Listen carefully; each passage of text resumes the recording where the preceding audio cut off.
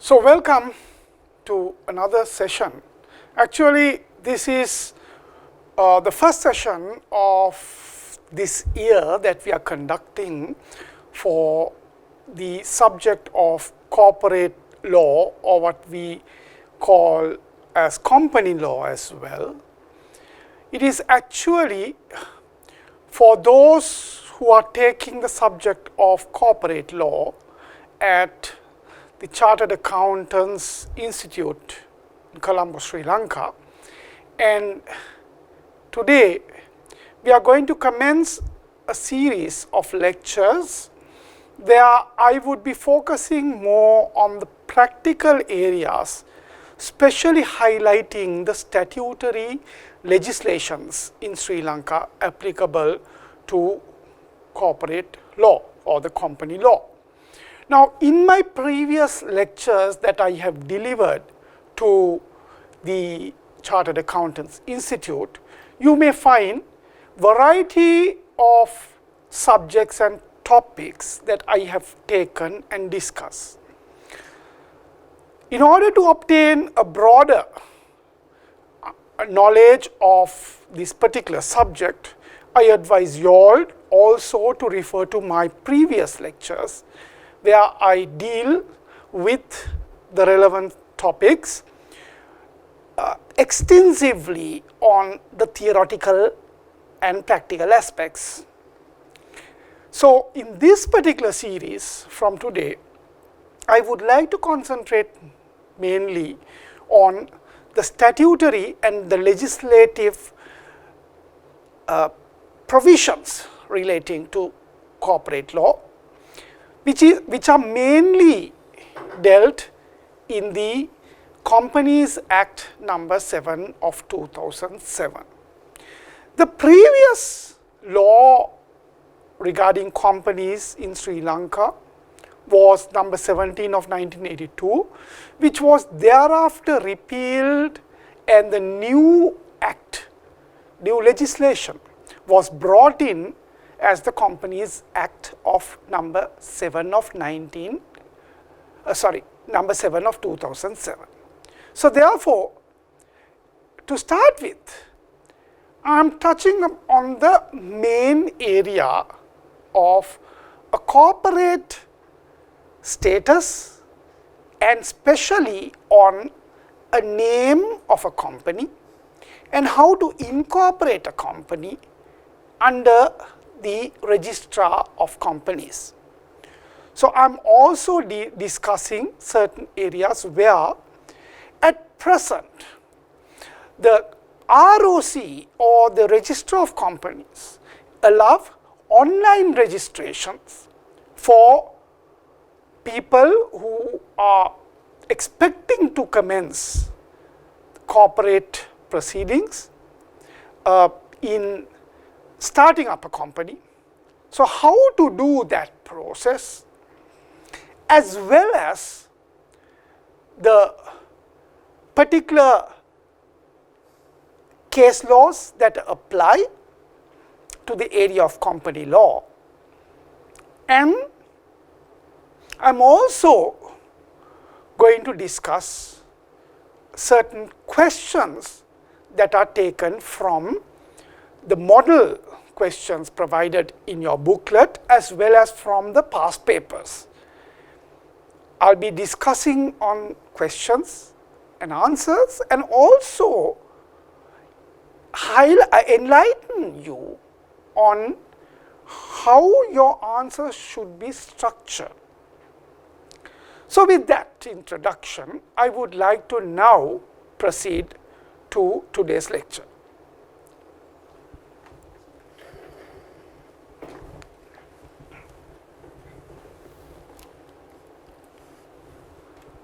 Corporate company law.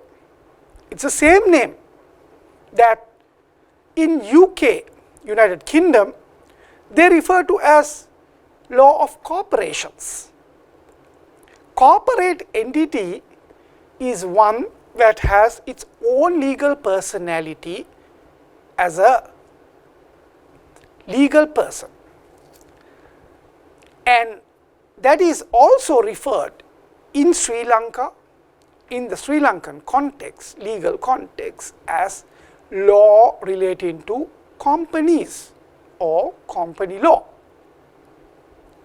Now, first of all, let us look at the nature and legal status of companies. In my previous lectures, you may find some plethora of authorities and explanations provided by me with regard to the nature and legal status of a company. A company is an association,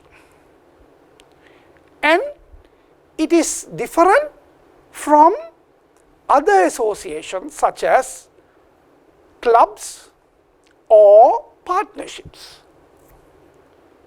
Now, partnership, for example, is a collective engagement of several natural people coming together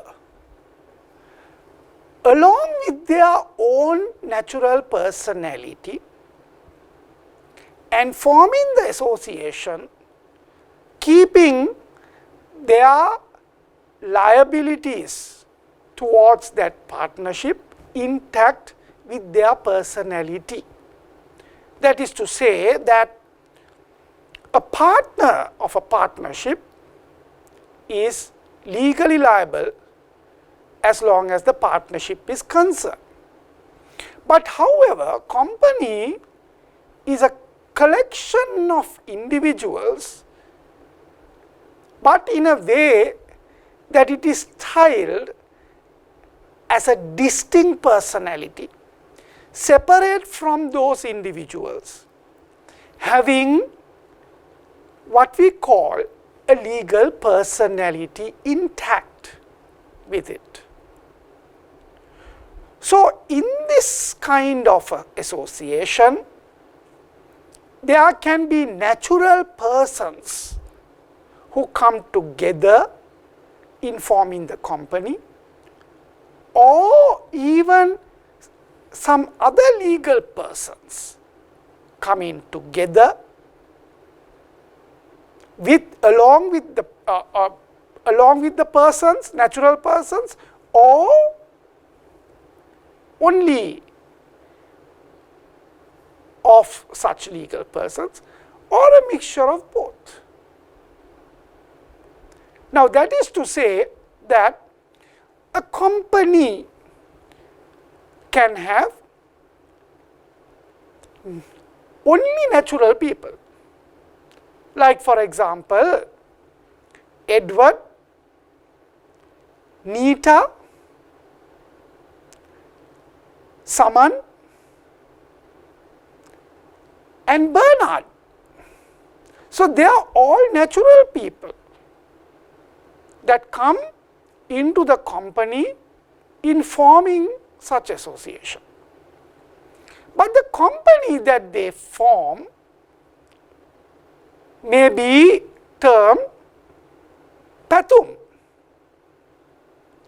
That name Pathum is not a natural person, but represent a corporate person. So, the name Pathum is the company name, and inside that there are those shareholders called Edward, Nita, Saman and Bernard. Now, in this company Pathum, rather than having only the natural persons, it can also have legal persons in it. Like for example, Pathum, which is the company name, has 4 shareholders called ABC company, KLM company, PQR company and XYZ company. So, in that Pathum company, you get 4 other companies. So that Patum as a legal person has 4 other legal persons called ABC, KLM, PQR, XYZ as legal persons holding shares. Or otherwise, this Patum company can have a mixture of both the natural persons and legal persons, such as, for example, Bernard and Nita and PQR and XYZ. So that also is a possible connection where Patum as a company exists in legal. Now, this company Patum, irrespective of whoever the shareholders they are inside, has its own legal personality called Patum. Of course, we cannot touch Patum. We can touch Bernard, Nita, Saman and Edward because they are natural persons. But the legal persons cannot be touched. They only prevail as of a name. But having that legal personality recognized by the law. So the name is very important. That is why we always have a name for a company. It acquires the characteristic nature of being a legal person because the law recognizes a company, in our example Patum, as a legal person. That legal person is not made of blood and flesh like us, like natural persons, but exists legally as the law recognizes a company as a person. So that's why a company is called a legal person. Having right to sue and be sued. Likewise, a natural human being. Now we know that when we have a dispute, we can go to court. If we have a dispute against our neighbor, then we sue the neighbor in his name. If our neighbor is Pial, then we sue Pial. We in our name, like if my name is Dan, Dan versus Pial, I sue Pial in my own name and in Pial's name. If Pial has a dispute with me, Pial can sue me. Pial versus Dan. Likewise, a company, the example Patum, can sue in its own name. A company does not have a sex, so it can be referred to as it. So therefore, Patum can sue someone. It can be a natural person, it can be a legal person again, what we call a juridical person. Like Patum versus Pial, where Patum is a legal person and Pial is a natural person. Or Patum versus ABC, where Patum is a legal person and ABC is also a legal person. Vice versa, Pial as a natural person can sue Patum as a legal person, or ABC as a legal person can sue Patum as a legal person. Now, generally in a litigation, when we sue a company or a company sue us, it is quite apparent that the nature of this personality is mentioned therein in the plaint or in the petition to the court.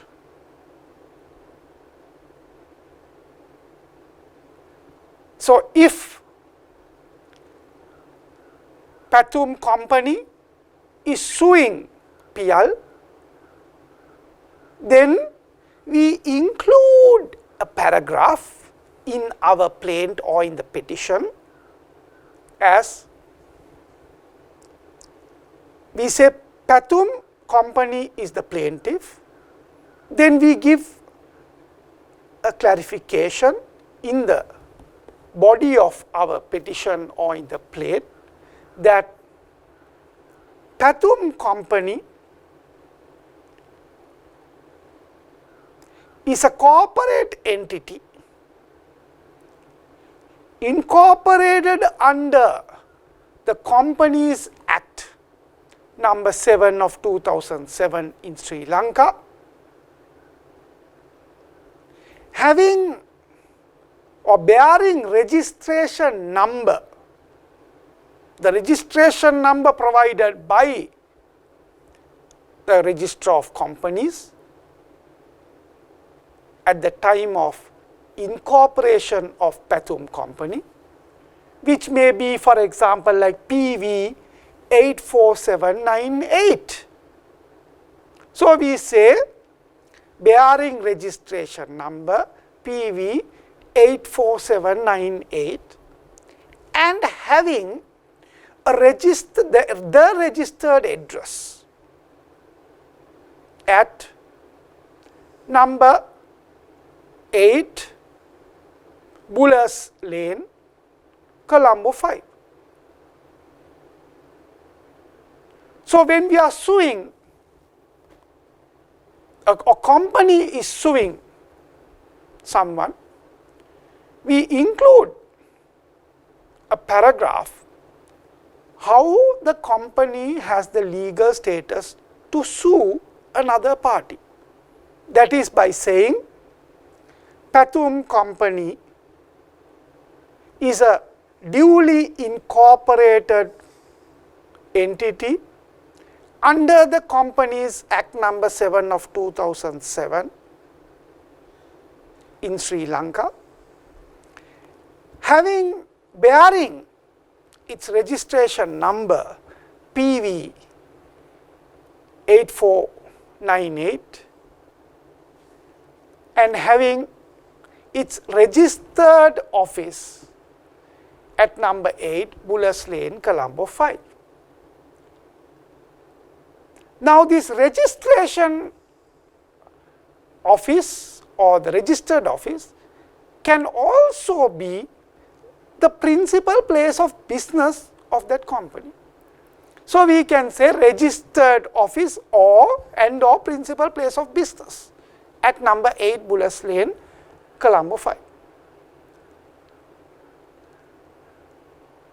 Generally, the law requires that the registered office of the company be mentioned rather than of the business address, because the company is registered at the time of registration of the company. It is mandatory to provide the registration of its head office or where the company is registered. So, we include the registered office. But if we are not sure whether the registered office or rather the principal place of business is also, if we are sure that the principal place of business is also there, then we can include the principal registered office and or principal place of business to be in that address. But however, the registered office is the most important element there. And then further we continue that paragraph saying that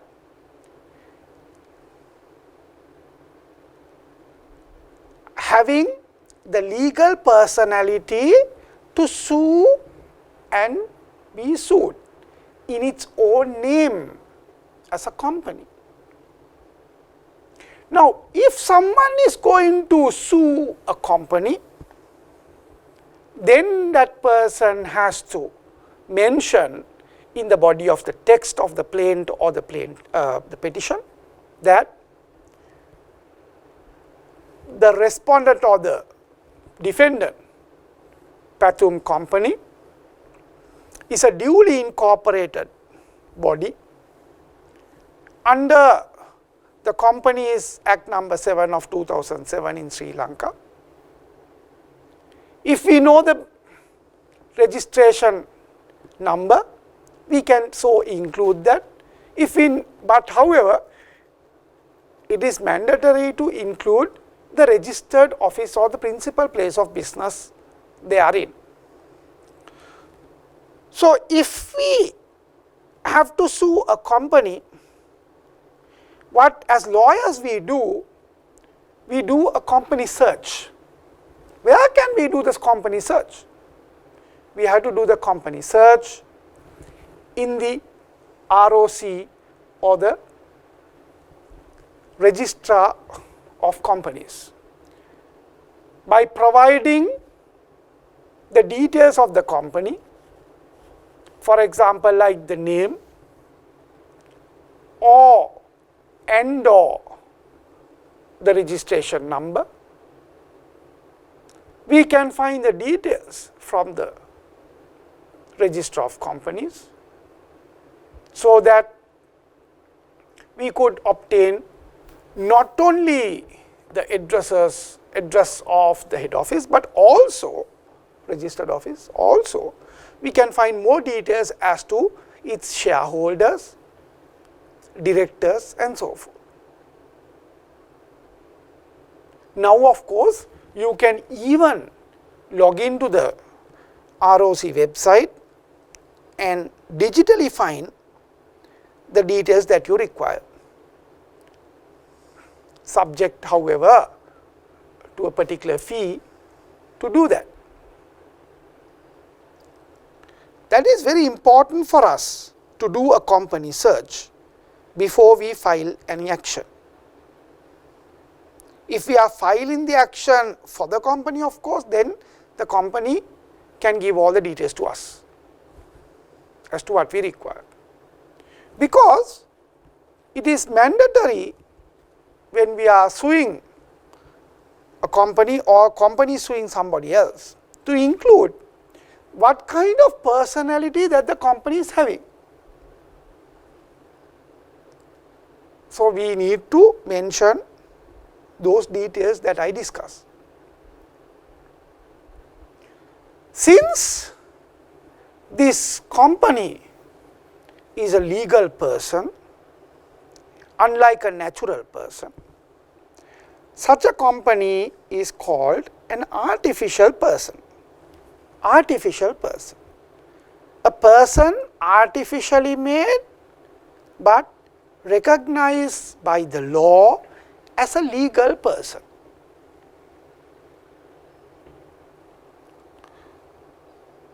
So, as I explained, the practical side as well as the theoretical side, a company is a legal person, separate and distinct from the natural people inside that company. Now, when a company sues someone or someone sue a company, you should not put the names of the shareholders of the company or the directors' names in the company, because since the law recognizes the company as a person, that is enough. That is enough. However, if a company is liable under criminal law to have committed an offense,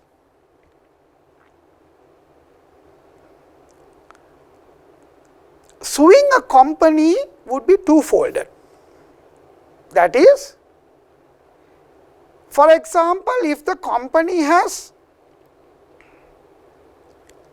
committed an offence under the Companies Act, such as failing to provide the necessary details and thus commit an offence under the Companies Act, or that the company has been involved in certain illegal transactions that are not allowed by the law, then in that case, company can be sued under criminal law in a criminal court by its own name, because the penal sections, which are very important in that respect, do not amount to imprisonment. The penal sections may be only amounting to a fine of some amount of money. When the penal section is only for a particular amount of money, suing in the company name is sufficient under criminal law. But if the penal section provides for an imprisonment term, like for example 6 months imprisonment or 2 years imprisonment,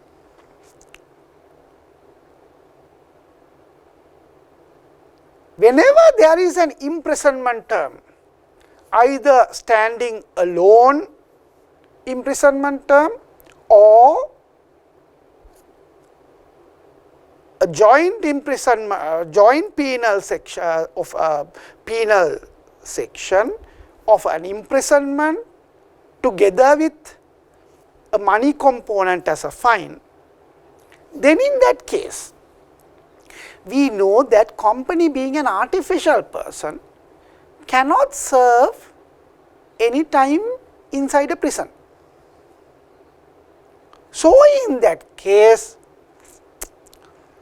we need to furnish the names of the directors in first place, who run the day-to-day business activities in the company, and they are the directly liable persons in that case.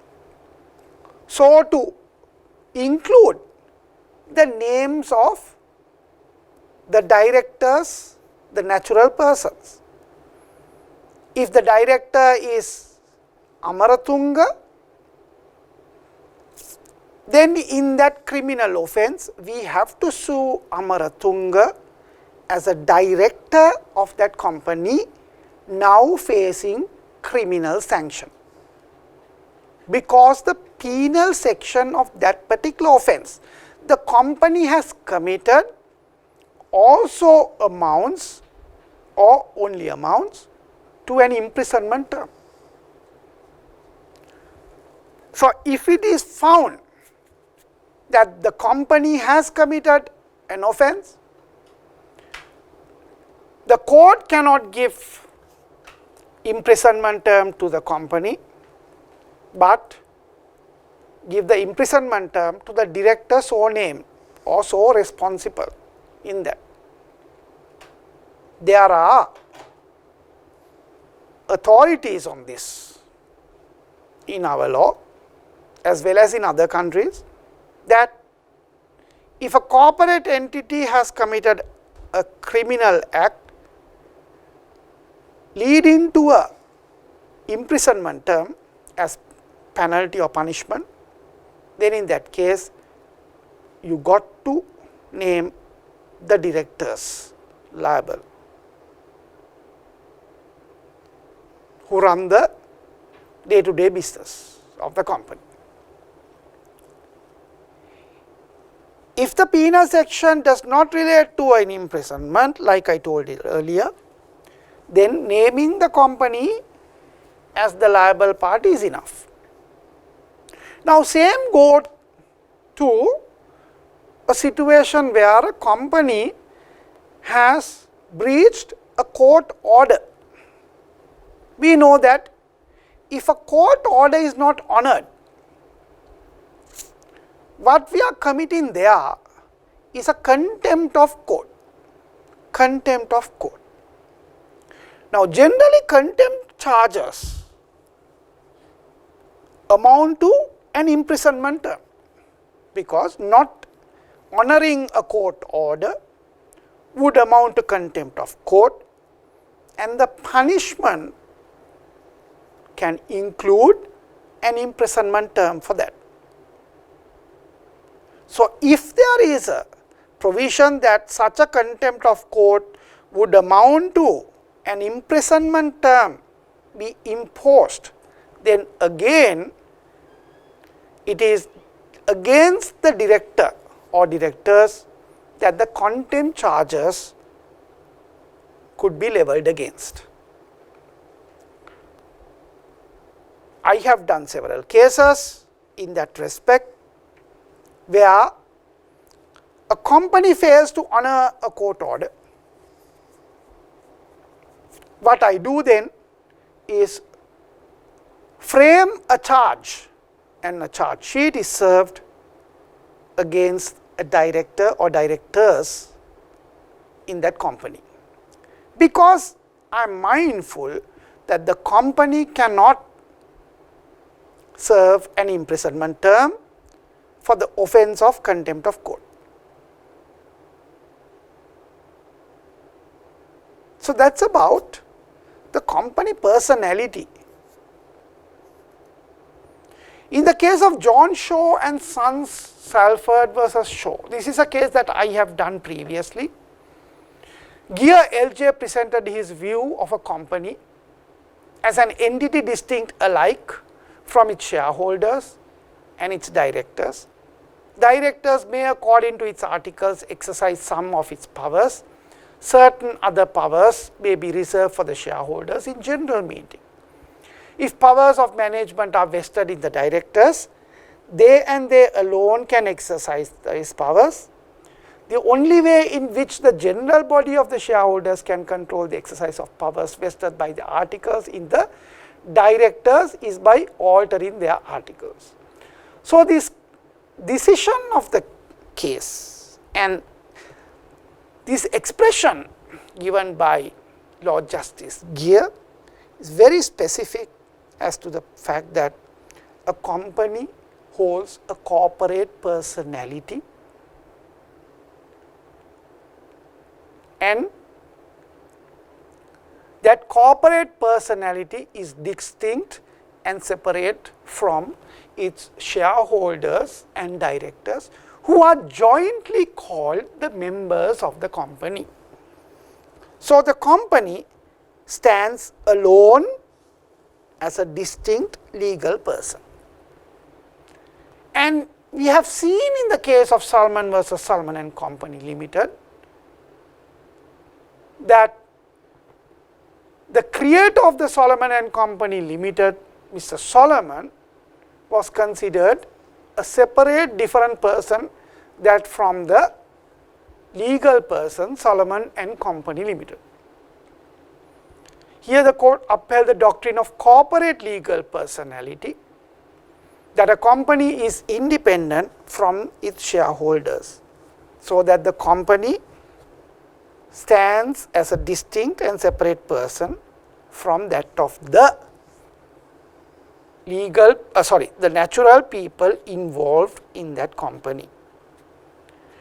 Now, with that, let us look at a question.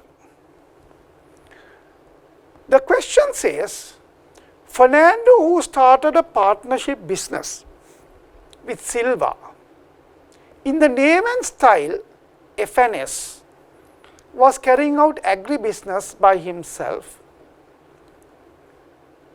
without much involvement of Silva due to latter's busy schedule with his own occupation as a farmer. Fernando took several loans in the name of FNS from various lenders pretending to invest in it. after some time, FNS became insolvent and unable to pay its debt while Fernando went missing. Discuss the liability of Silva. Now here, as you can see, even though Silva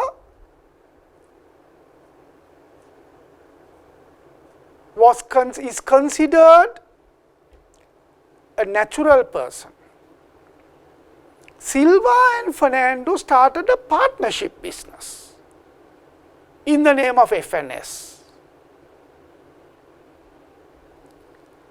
And since it's a partnership, as I told you, Fernando and Silva hold their own respective liability towards any liability of the partnership. Irrespective of the fact that Silva was busy with his other engagement and that he was not involved fully with this business, since it's a partnership, Silva and Fernando are jointly and severally liable for the liabilities of FNS. What do you mean by joint and several liability? Is that both Fernando and Silva are jointly liable to the liability of this partnership, the loans that this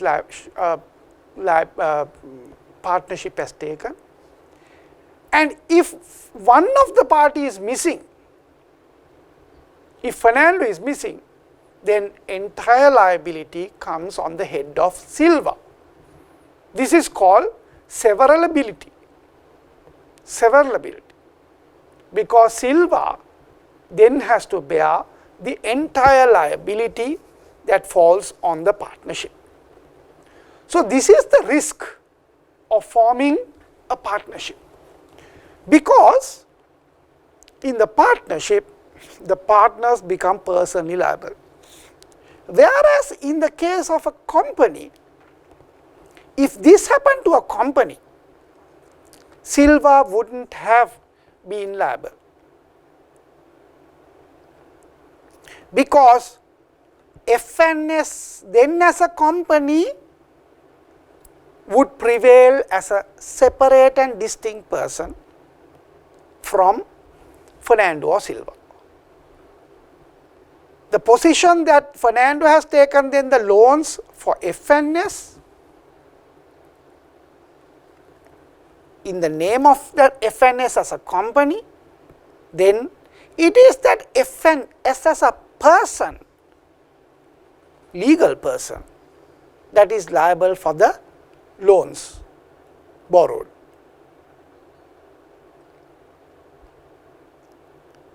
So forming a company would be sometimes advantageous, especially in order to evade liability or keep away the corporate liability from a natural person. But you may think that I am suggesting for every type of business to be conducted as a company. Not really, because some types of businesses are more suitable to be conducted as partnerships, and some businesses are more suitable to be conducted as company. Some clients come to me and ask for my legal opinion when they set up some businesses. What sort of a nature that I set up my business? They want to set up. Then I look at the whole scenario, all the relevant circumstances, in order to give my advice whether it is a company that is more suitable or it is a partnership that is more suitable. So, I explain to my clients that in such a situation, what are the rights and liabilities of the parties, especially if a company is formed and if a partnership is formed. So, having discussions with these people, if I see that a company is more suitable in the business setup, that one day the liabilities of that company should not pass to the shareholders or the members, then I say it is better to form a company. But also in some circumstances, especially when a husband and wife are going to operate a business, I advise them to do a partnership rather than a company. It all depends on the volume of the business, the type of business, all the related circumstances. Because then I feel that they would much rather have the freedom of conducting the business as a partnership rather than going into the complexities involved in companies. Why do I mention that there are complexities? Because there exists of complexities, such as, for example, where a company must always every year annually send the returns to the register of companies and keep the register of company informed of the meetings, general meetings reports, annual general meeting reports, special or extra general meeting reports, and so forth. Then on the share registry, allocation of the shares and so forth. Sometimes for certain acts, the register of company may determine that such transactions are illegal or out of scope of the company's formation or the articles of the company, and therefore these complications may lead to extra unnecessary financial burden as well as some physical burdens of the members involved in that company. Rather, a partnership would be better, but obviously the financial reports have to be maintained in order to determine the taxes that the partners have to pay by themselves personally, because in a partnership the taxes are to be borne personally by the partners. So, therefore, proper financial accounts have to be maintained anyway.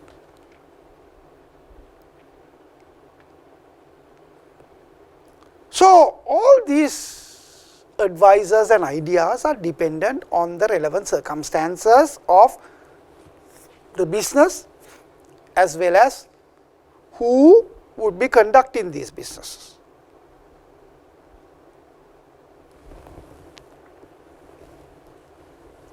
Now, as per the Companies Act number 7 of 2007, section 2(1), a company incorporated under this act shall, by name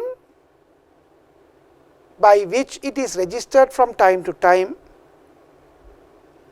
be a body corporate. So, if the business that you are going to set up takes the form of a company, or you wish to incorporate as a company under the Sri Lanka's Companies Act, then the name of the company like Pathum by which it is registered from time to time, in the sense that originally you may have the name Pathum, but later you may change it to Sidhum. If you follow the particular relevant procedure under the Companies Act, you can do so, change your company name,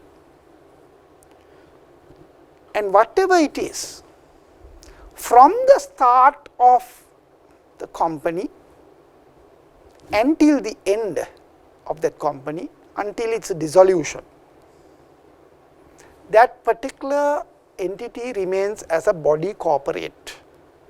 That means a juridical person or an artificial person recognized by the law, having a legal personality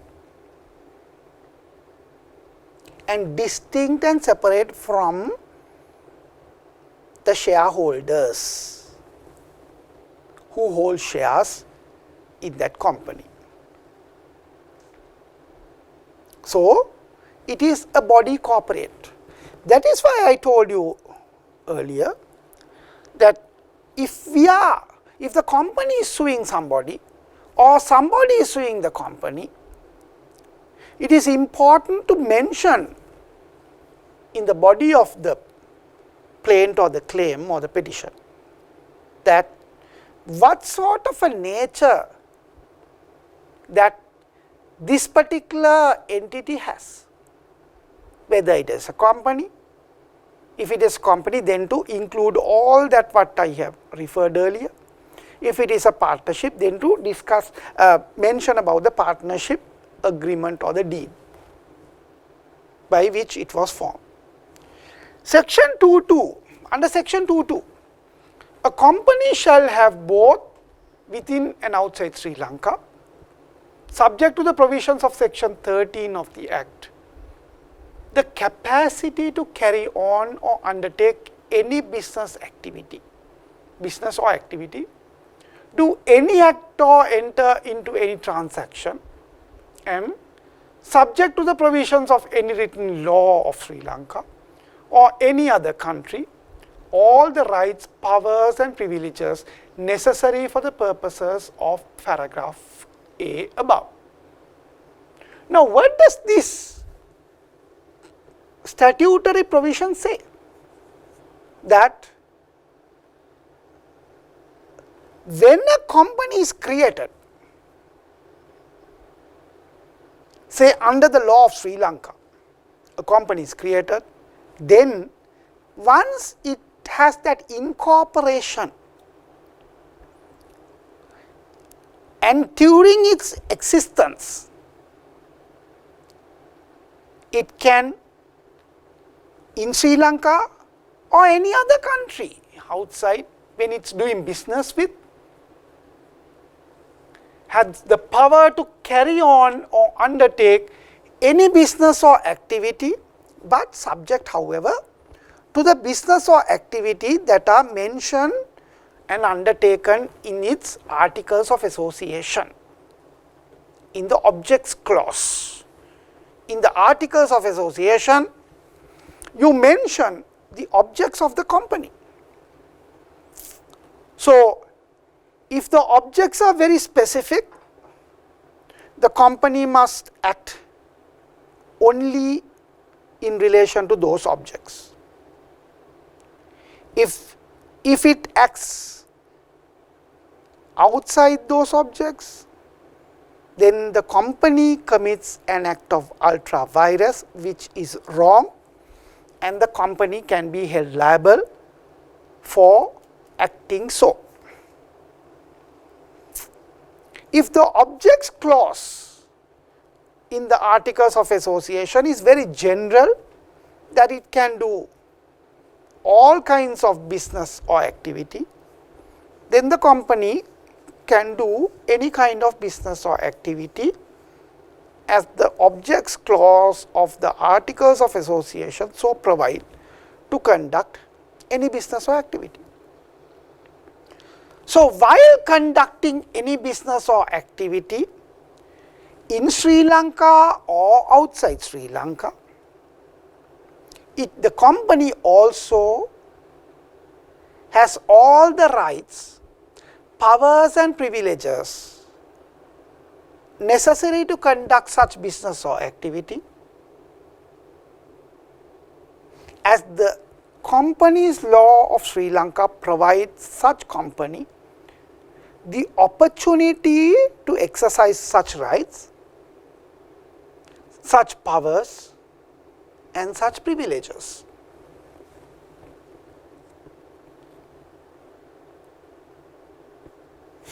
Now, since we said that this particular entitlement of a company is subject to section 13, section 13 referred here to the articles of association of company may provide for any matter not inconsistent with the provisions of this act other than the first schedule here too, and in particular may provide for the objects of the company, the rights and obligations of shareholders of the company, and the management and administration of the company.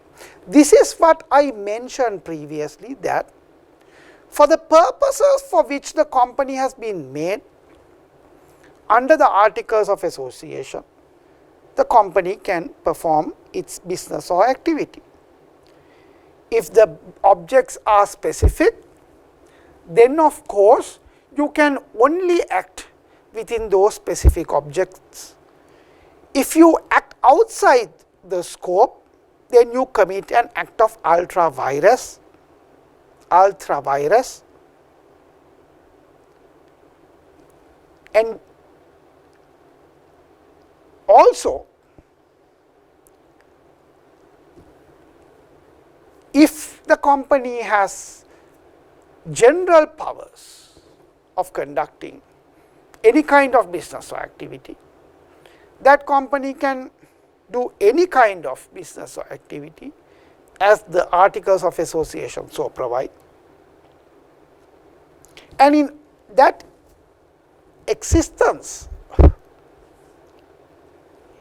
it is also subjected to the rights and obligations of the shareholders of the company, because the real controllers of a company are the shareholders. Shareholders are the creators of a company and they are the real controllers of the company.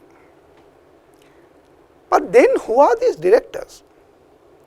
Directors are appointed by the shareholders as per the articles of association,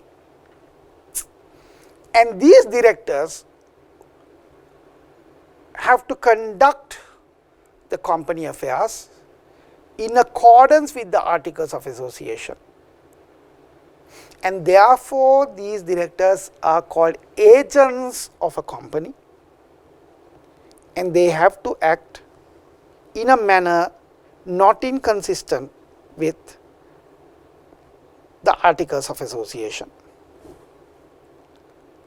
and conduct the management and administration of the company, so forth, representing the company, and by virtue of appointment to such post as directors, that was done by the shareholders of the company. Now, first and foremost, the name of a company is a very important thing. Everything starts with a name. No company can ever exist without a name. Every company so registered in Sri Lanka must have a name. As per section 7(1), a company shall not be registered by a name which is identical with the name of any other company or of any registered overseas company, contains the words Chamber of Commerce unless the company is a company which is to be registered under a license granted under section 34 without the addition of the word limited to its name, or is in the opinion of registrar misleading. Even though a company can be registered by name, and it is mandatory that a company be registered by name, you can select any name, but as long as your selection of the name is not related to an existing company name. If there is already a registered company called Pathum, you cannot create your company in the name of Pathum.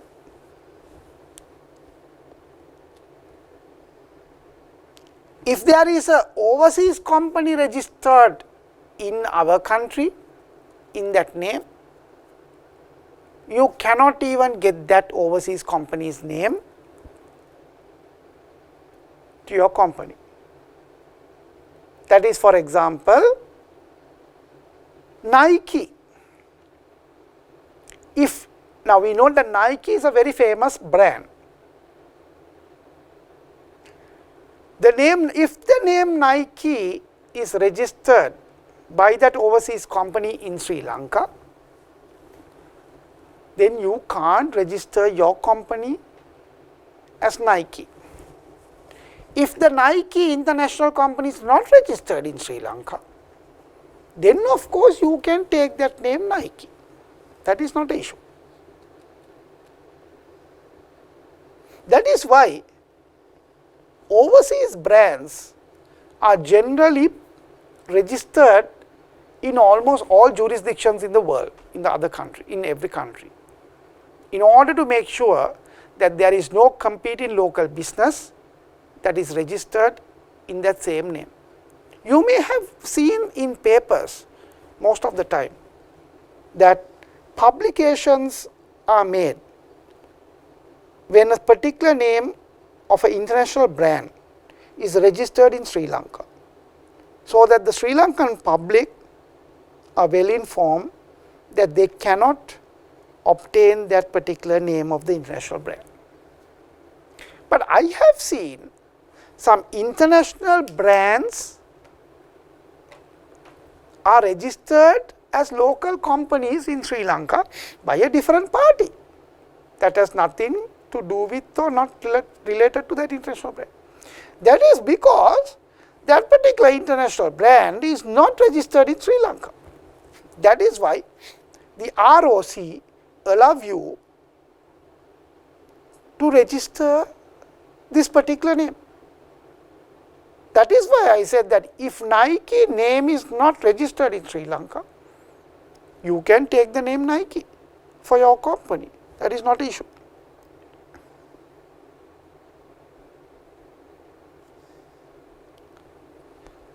And also, no company can be registered in the name of Chamber of Commerce.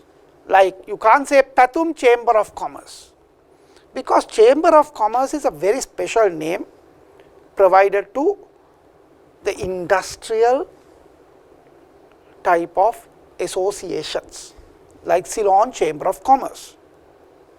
So the terms Chamber of Commerce exists for such commercial association all throughout the world.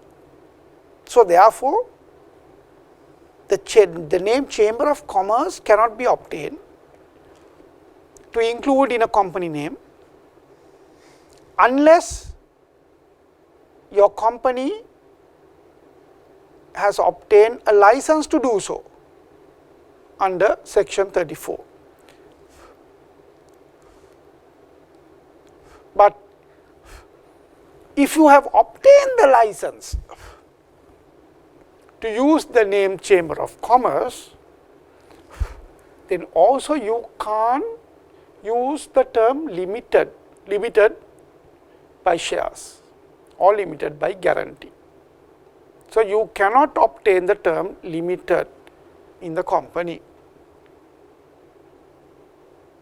And also you cannot obtain a name with the ROC if the registrar sees that your proposed name is misleading to that of a existing name of a company. Now, since we took the example Pathum, let's think of another very similar term called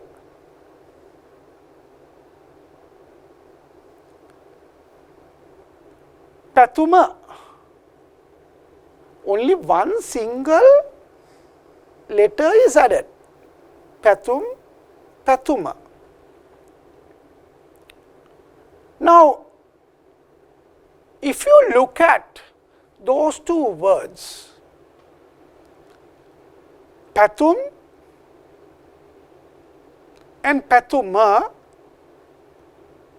could be different, because Pathuma is singular, Pathum is plural as to its real definition, meaning. So, in the opinion of the registrar, if you convince the registrar that there is, even though there is an existence of a company called Pathuma, but you want to have a new name company called Pathum and say that the words Pathuma and Pathum are different, and therefore you are eligible to obtain the name Pathum. And the registrar of companies is so convinced that yes, these two terms names are not synonymous and they may not be misleading, then ROC, registrar of companies, can allow your name. But if the ROC is of the view that this name Pathum and the existing name Pathuma are so misleading that Pathum name will mislead the general public in this country as to mean it's the same as Pathuma, the ROC can turn down your request.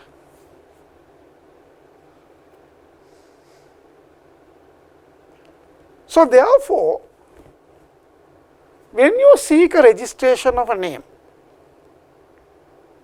and if there is a very similar or identical name existing, you will not be given that name.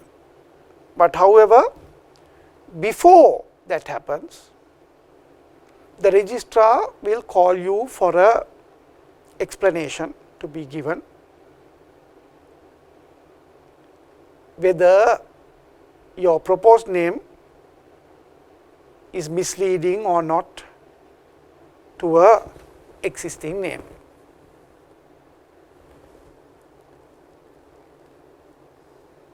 And in such a case, you may also be represented by a lawyer or by accountant, whoever,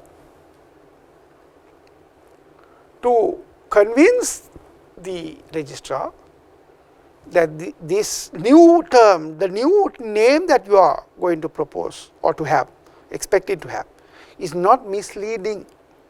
The following names cannot be used at all as per section 7(2). That means you cannot take at all. What are those? President, presidential, or other words which in the opinion of the registrar suggest or are calculated to suggest the patronage of the president or connection with the government or any government department. The term municipal, incorporated, or other words which in the opinion of the registrar suggest or are calculated to such as connection with any municipality or other local authority, or with any society or body incorporated by an act of parliament, cooperative or society or national, state or Sri Lanka, or other words which in the opinion of the registrar suggest or are calculated to suggest any connection with the government or any government department. Now, having an understanding of those prohibited names, if we take some examples like, now since president cannot be taken, how about taking prime minister? That also you cannot, because it says they are or in connection with the government or any government department, which means you can't take the term prime minister, you can't take the term minister, you can't take the term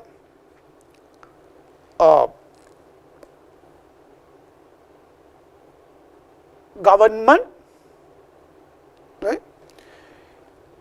How about taking the term Ceylon? Now, Ceylon was the previous name of Sri Lanka, but now Sri Lanka is officially called Sri Lanka. So, taking the word Ceylon is possible, because that does not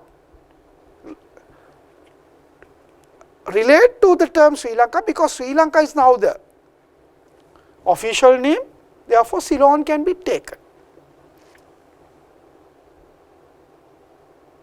So, likewise, when you have to decide on a name, you must look at the prohibitive names that are mentioned here, which you cannot take. Other than that, you can take, but the only thing is that, referring to the earlier section, you cannot take the name of an existing company, or which is quite misleading as to the opinion of the registrar. Now, if you look at this question, a company was incorporated by the name Pothala Private Limited. Its business is selling school items at Colombo. Later, a company was incorporated by the name Colombo Pothala Private Limited. Its business is also selling school items at Colombo.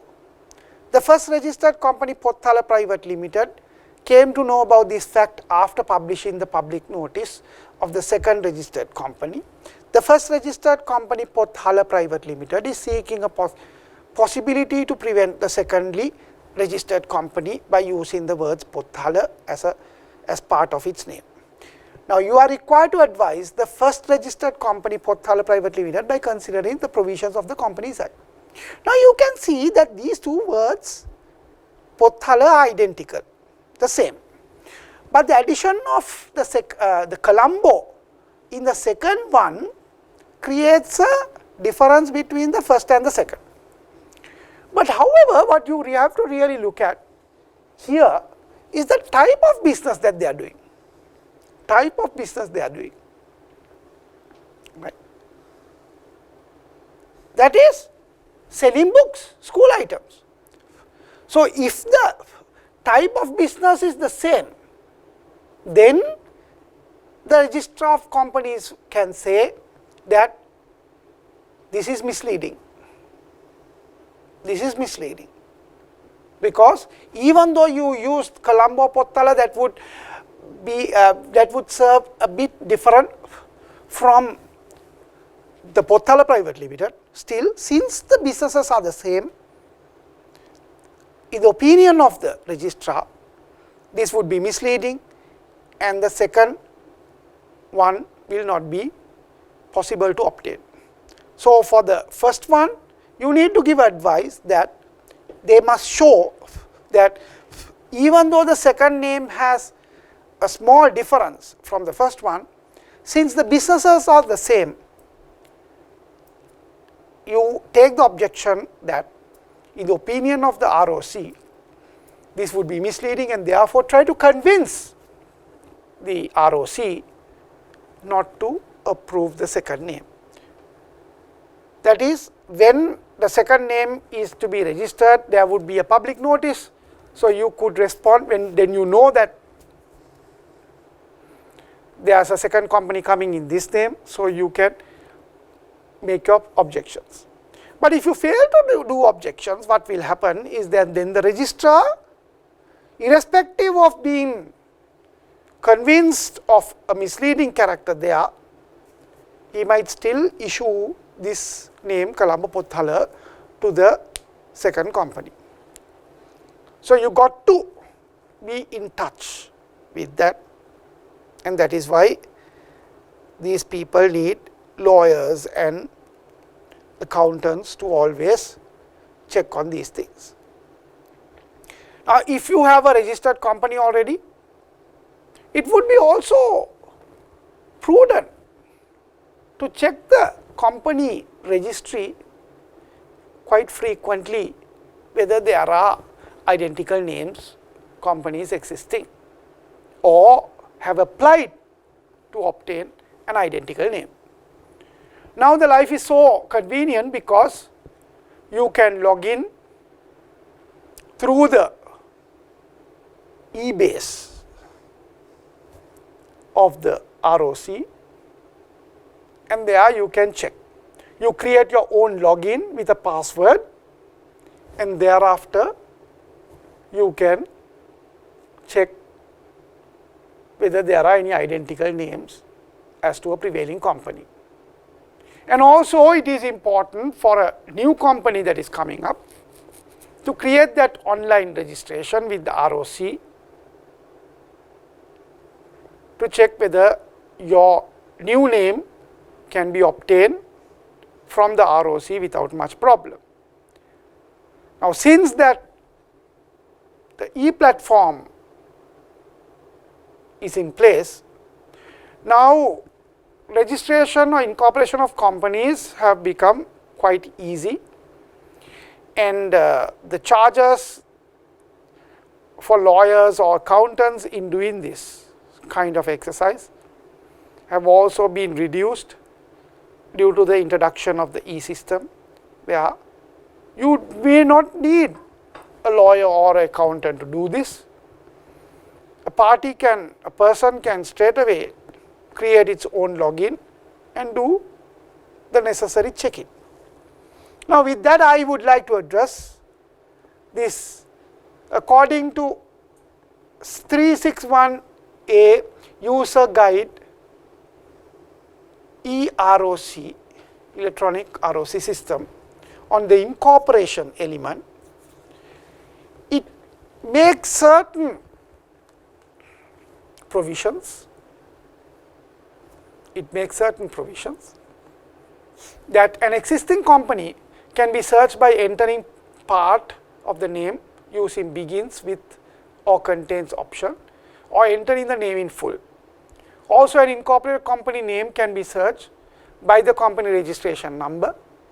This can be performed by anyone without logging into the system. Public who wish to search a company name can do so by typing the name of the company in the space provided. So, you do not need to create your own login to do that, but if you want to proceed further, then you have to create your own login. The applicant who wish to reserve a company name is required to click on the name reservation option, and the system shall request the desired name to be typed. The system shall check the name entered and provide a response as to whether it contradicts with any conditions, and shall notify the applicant whether the name can be reserved or whether the name is required to be modified. Accordingly, the applicant is required to make necessary changes to the name entered. The applicant has to type the name in English first of all and press the space button, space bar of your keyboard in order to convert the name to Sinhala and Tamil equivalent under the respective columns.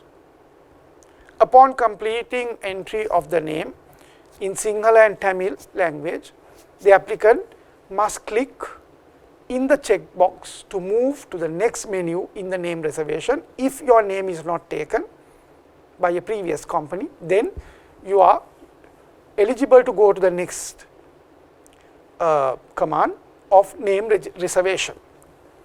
Name reservation applications submitted by applicants will be perused by the officers at ROC. So then now the ROC officers come into the picture. They will peruse your name, and if there are any shortcomings in the applications, the officer will request the applicant to resubmit the application after effecting necessary changes, corrections. The name reservation application which has been requested to be resubmitted will be displayed in the dashboard of the applicant thereafter. So these are somewhat of some online steps that you could use to do your name check-in and the name reservation. Now, as per the statutory provisions, the legislation, how can a name be changed? Changing of company name. As per section 8(1), a company may change its name by special resolution with the prior approval in writing of the registrar. So, in order to do a name change as required in section 8(1), the company must first of all pass a special resolution in its meeting of the company. And once the special resolution is passed with regard to the name change, then after that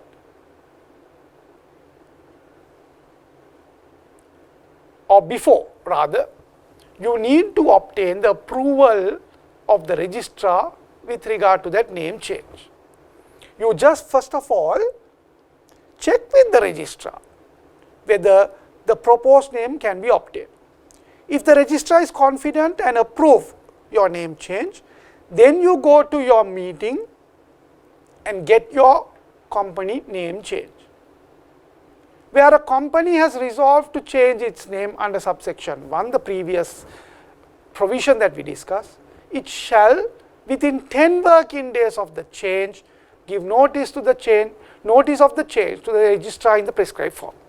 So once you have now approved your name change by special resolution in the company meeting, then you must inform the registrar of the name change within 10 days from that resolution. Now, there are two important elements here. What sort of a meeting that you require to do the name change? Since the name derived from the Articles of Association, and the Articles of Association also would need to be amended practically in that respect. This is a very important major decision of the company. For that, you need to have a general meeting of the shareholders, where you need to send the notice of that meeting together with this draft special resolution that the name of the company is to be changed in such a way. These are must. And thereafter you convene the shareholders meeting and obtain the vote or the resolution be passed at that meeting for that name change. So the first thing is that you need to check with the registrar whether you can get the new name. If that is passed, then you go to your shareholders meeting with a special resolution and get it passed there, and then you have to thereafter within 10 working days, you need to inform the registrar of such name change. Now 10 working days in the sense, you know that in the calendar, Monday to Friday are working days. Working days, what they refer here are the working days of the public sector, government, because your notice should reach the registrar of companies, and the registrar of companies operate only from Monday to Friday officially. Saturday, Sunday, weekends and non-working days. So, therefore, you need to calculate the 10 working days according to Monday to Friday, but also any public holiday should be exempted from there. You need to make sure about that. And then also the name change request to the registrar has to be accompanied by a prescribed form that is available in the ROC as to a name change. There is a specific prescribed application form. So, you need to fill that, and then also you have to attach your special resolution that was passed by the company, and you may also attach the minutes of that meeting and the notice convening that meeting for the safety of the entire procedure. You may include all those things. Section 8.2 states that upon receiving a notice by the ROC that a company has changed its name, the registrar shall enter the new name on the register in place of the former name and issue a fresh certificate of incorporation in the prescribed form altered to indicate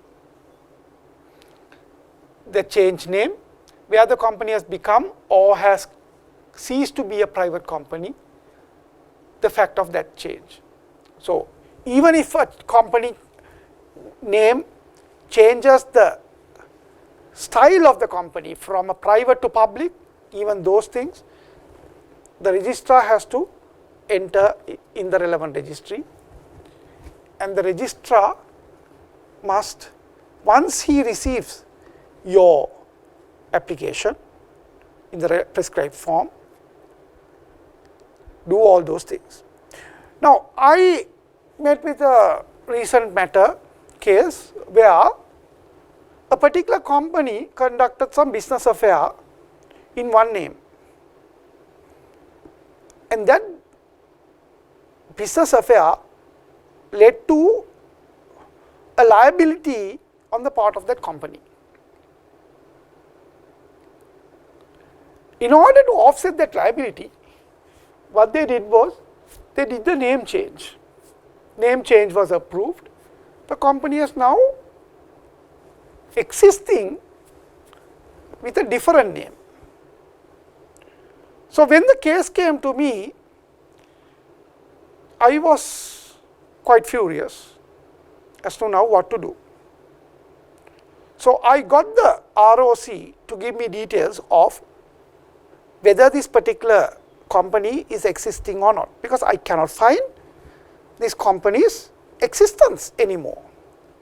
But however, I was able to trace that this particular company has now changed the name, and there is a new name of the company, a new address has been given. It is the same incorporation that exists, but with a name change. So, the incorporation number does not change there. Make sure about that. With a name change, a company's incorporated number does not change. It is only the name that changes, or even the address can be changed, registered address, but the registration number same. So, I was fortunate enough to have the former company's registration number in order to check from the database in the ROC that this company has done a name change. Very, very smart and very cunning on the part of the company to have done that, because they know that there is liability attached to that former name, and one day there will be a case. So, therefore, they have done this name change. But however, since ROC maintain all these records, I was able to trace the new name, a new address, but I saw the same company incorporation number, PVXXX something, it's the same, because that number doesn't change. That number may disappear only, will disappear only if the company is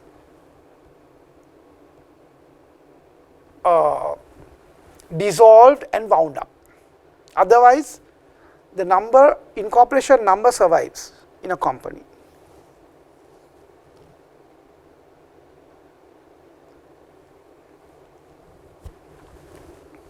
Even though a fresh certificate of incorporation is provided, that incorporation certificate will carry the same number.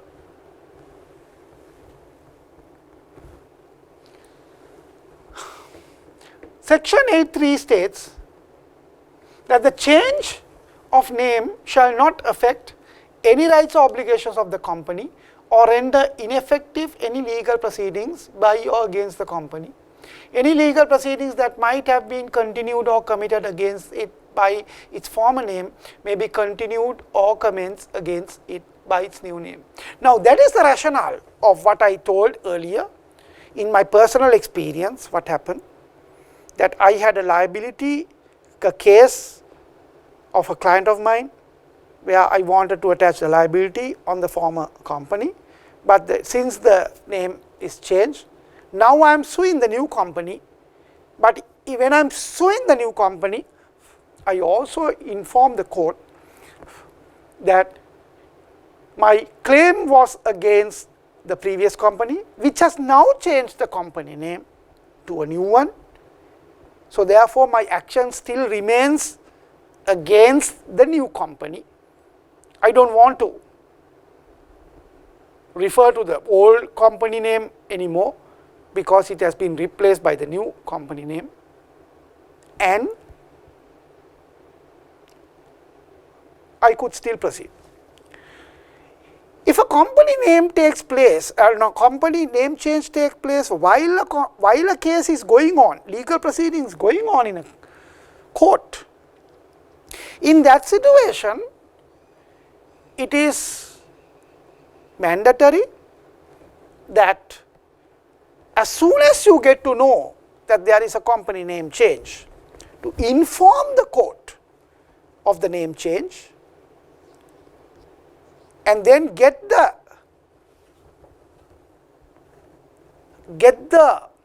caption of the case, like A versus B, amended in a way that now if the B company's name has been changed to C, then you say A versus C as C, B was the former name of the company C now referred to, and to amend the caption. Because when you get the court order one day against the recovery of your liability held by that company B, in the execution of such judgment, you need to have the proper new name included there. Otherwise, it will be difficult to execute if you go with the same old name of the company to this new company name. So, therefore, in the legal proceedings, you need to do the name change.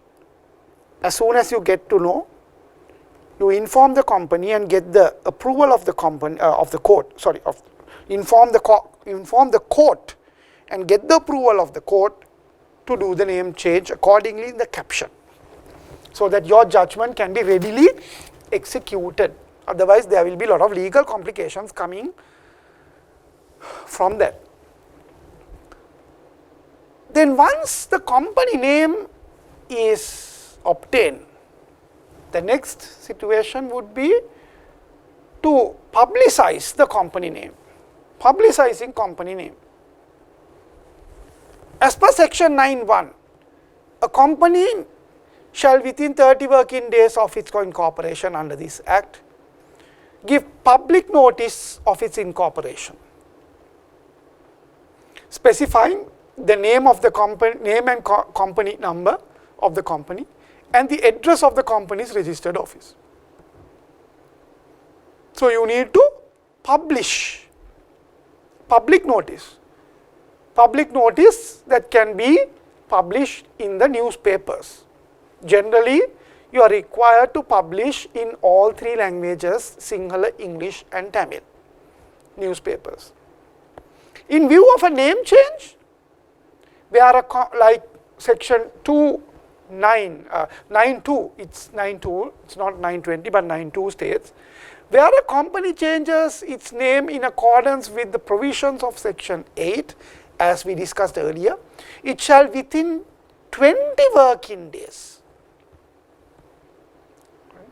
Earlier, if it's a new company, within 30 working days, you need to give public notice.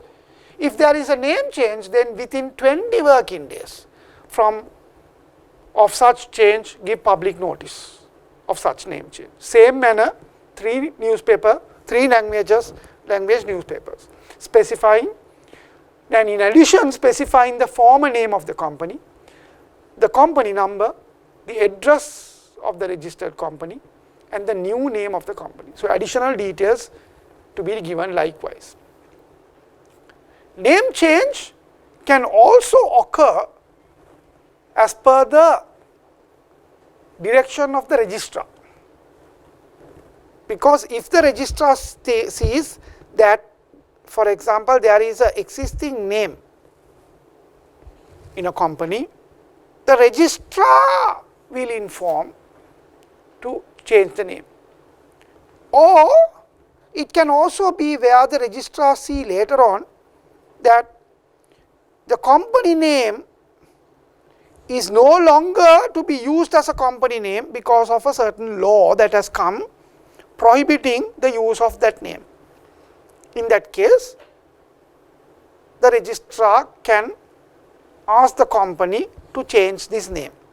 As per section 10, the registrar may direct a company to change its name in the following circumstances: where through inadvertence or otherwise it has been registered with the name which contravenes the provisions of section 9.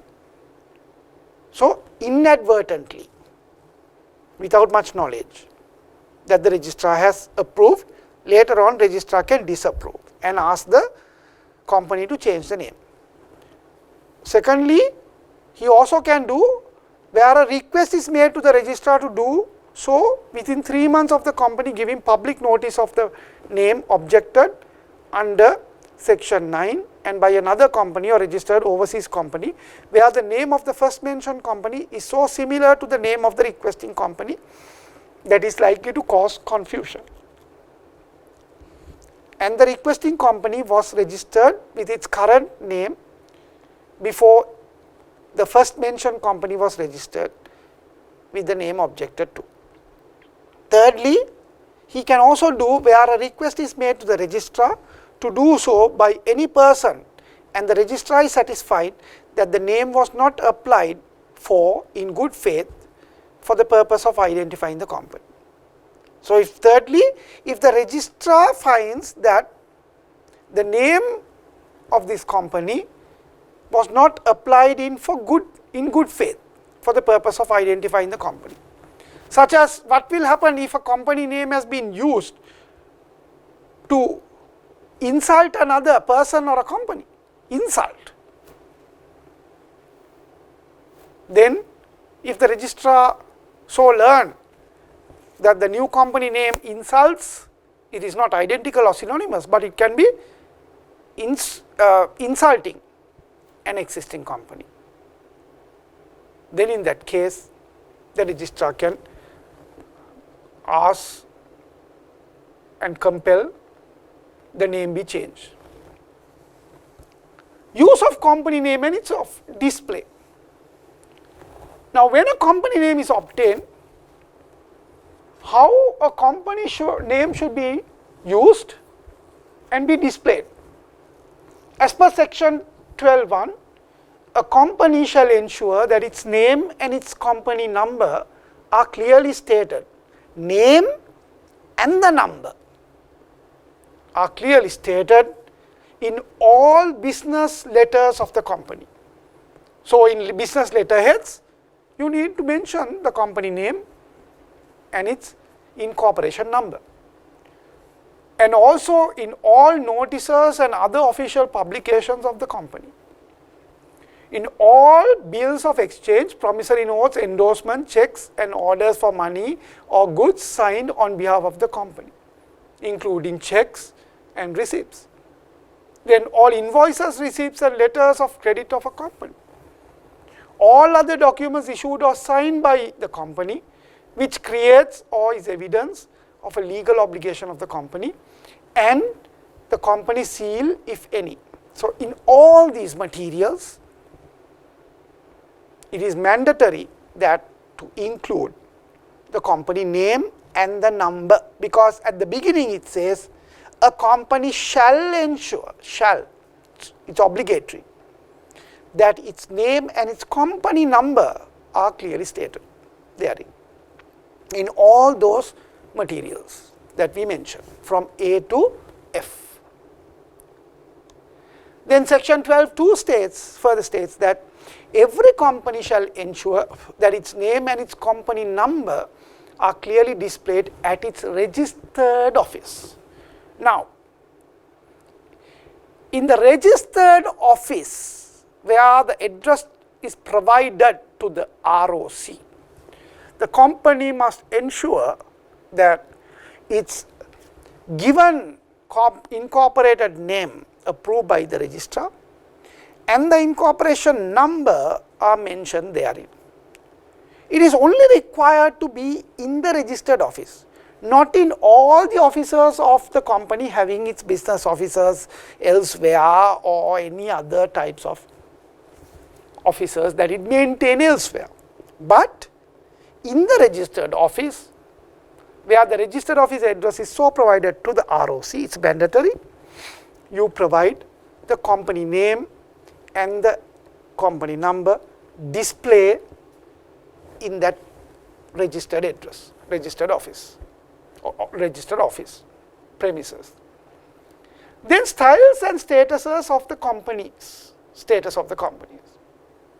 Now we know that there are different types of companies: limited, private limited, public limited, unlimited, private unlimited, public unlimited, guarantee limited, and public limited companies or PLC, listed companies. So, there are different styles under the law.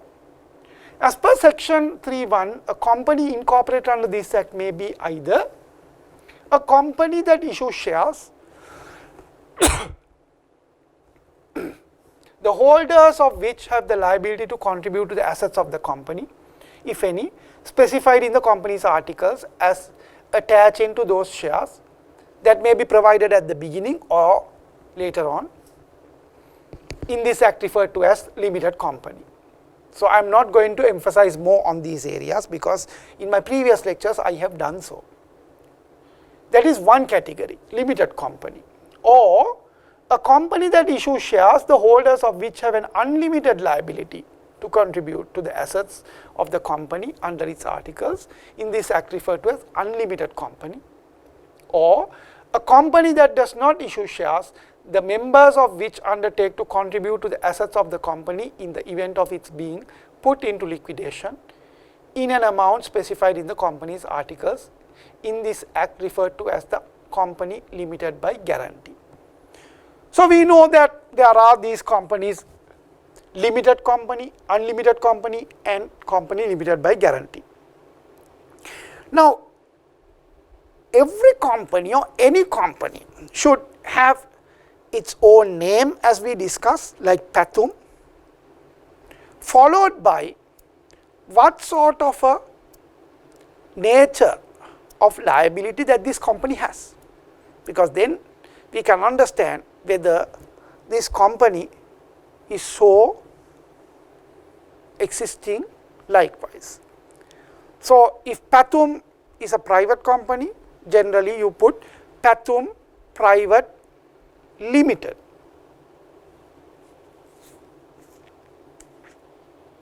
You do not have to put company term, because when you say it is private limited or limited, you know that it is a company.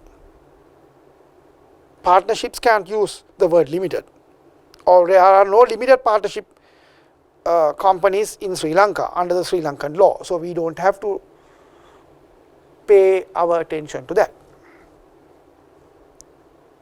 So, if Pathum is a public company, Pathum Public Company, sorry, Pathum Public Limited.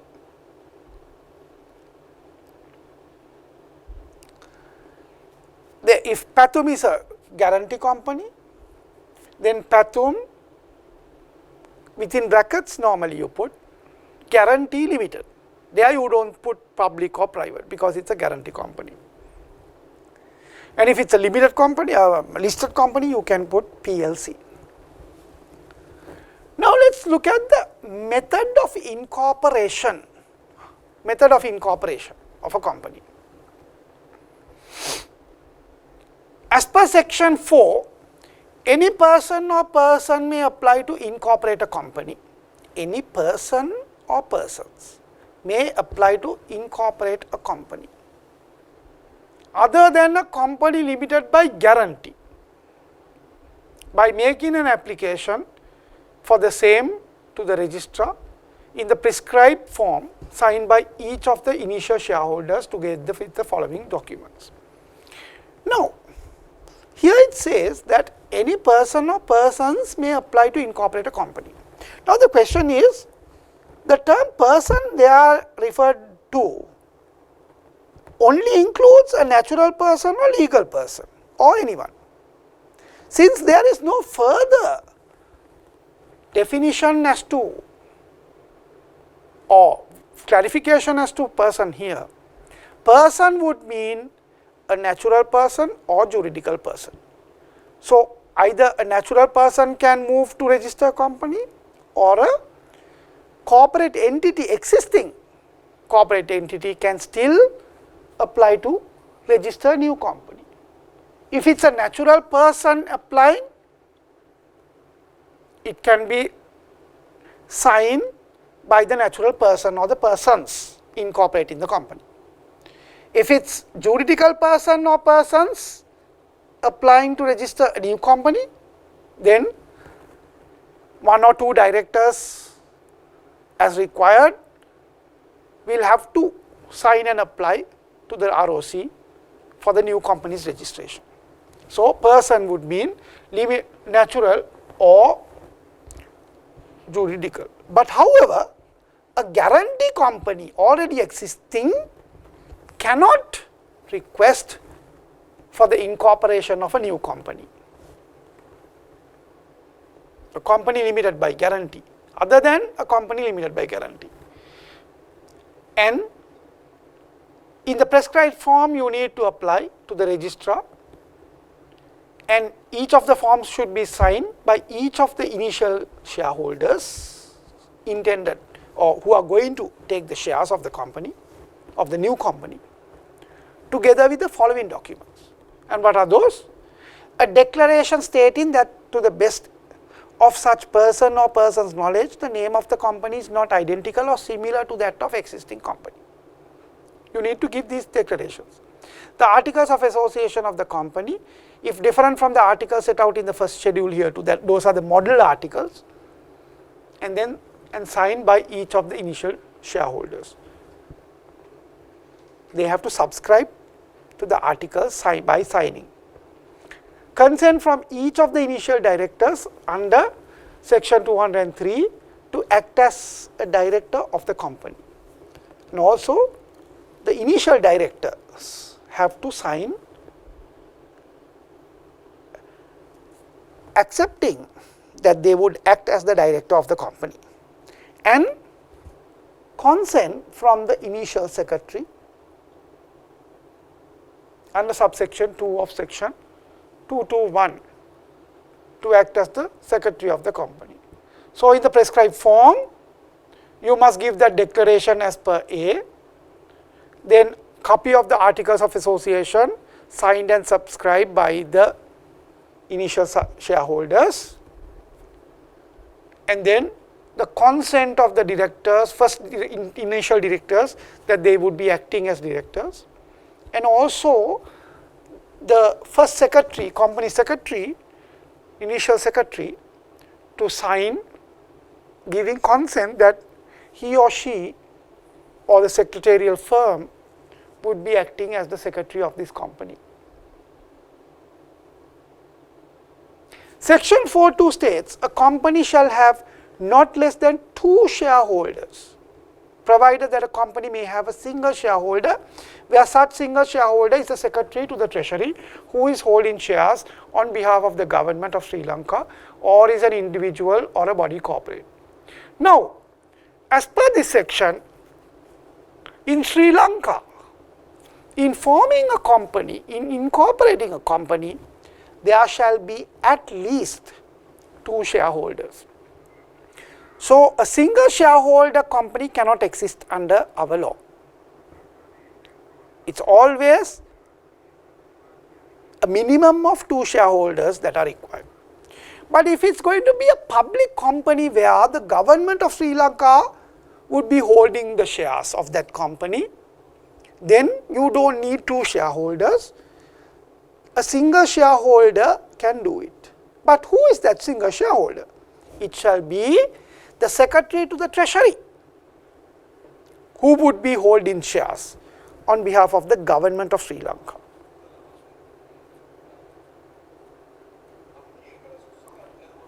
So, or is an individual or a body corporate, where either it could be the 2 shareholders can be like 2 natural persons, or 1 natural, 1 corporate, or 2 corporates.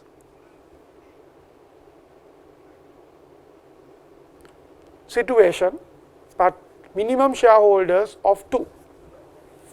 Section 5.1 states that on receipt of a properly completed application for incorporation in the prescribed form, for registration of a company, incorporation of a company, the registrar shall enter the particulars of the company on the register. The registrar shall enter the particulars of the company on the register. That is the formal acceptance of the company as an incorporated body. That is the time of the formal acceptance.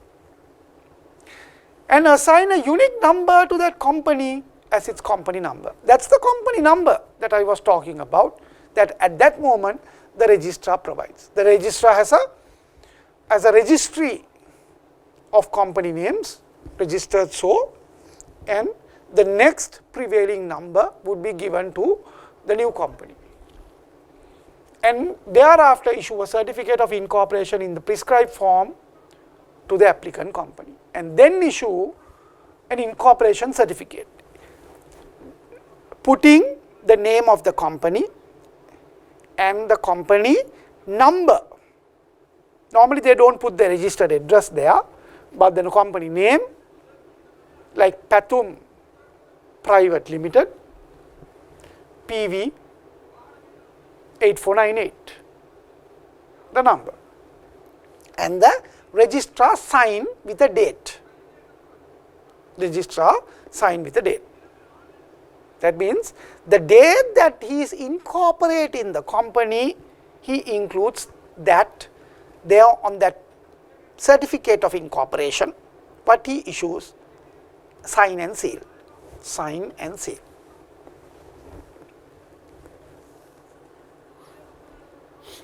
Section 5.2 states that the certificate of incorporation issued under subsection 1 shall specify the name and the number of the company.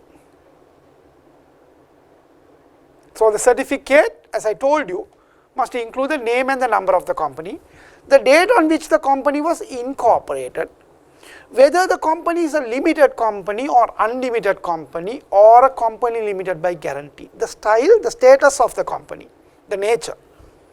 Then whether the company is a private company or public company, private company, and whether the company is an offshore company. So, if the company is an offshore company, the registrar must also state in the incorporation certificate that it is an offshore company. So, we can distinguish between domestic companies and offshore companies. So, these details are essential and mandatory for the registrar to include in the certificate of incorporation.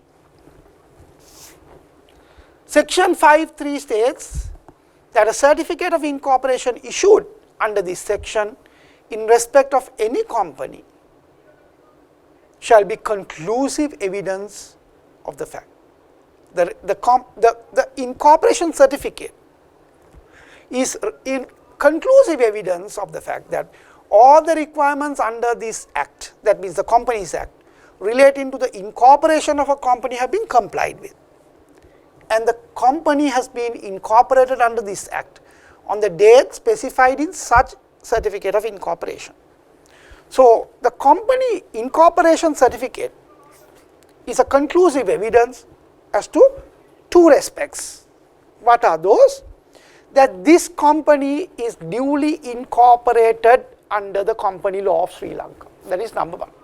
Number two is that as per the date on the certificate, this company obtains that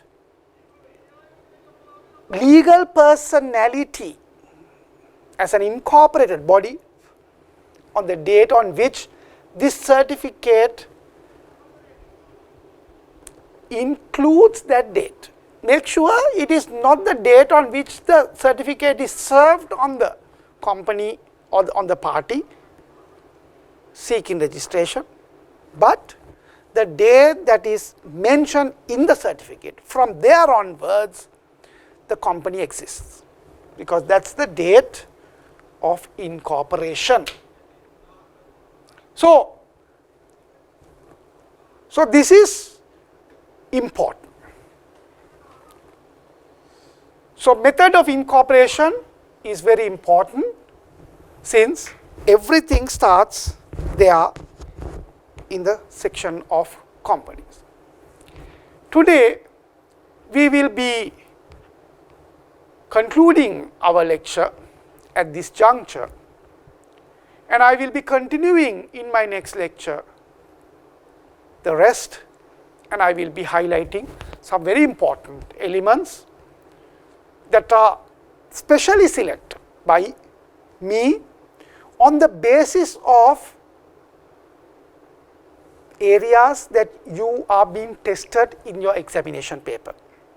Because I have seen that repeatedly these areas in the company law are being tested from the students.